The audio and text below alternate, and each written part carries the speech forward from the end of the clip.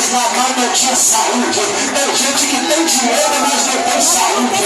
Tem gente que tem fama, mas não tem unção. Eu posso olhar para vocês aqui nesta noite. Não adianta pregar bonito e falar bonito.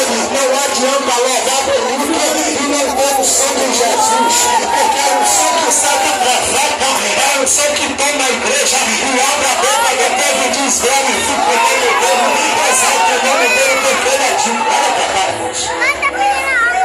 Eu vou pregar. Minha mãe tinha tudo e acabava não tendo nada. Tem gente que tem 2 carros, vê irmão vindo de pé, não tem coragem de dar uma carona.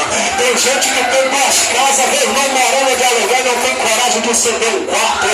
Os discípulos de Jesus curavam, os mortos ressuscitavam, os enfermos andavam, os cegos enxergavam, mas veja se não tinha alguma coisa. Era olhos de Deus, mas não tinha nada, só tinha unção e a presença. Deus manda te dizer, não é a luz, é o dinheiro que vai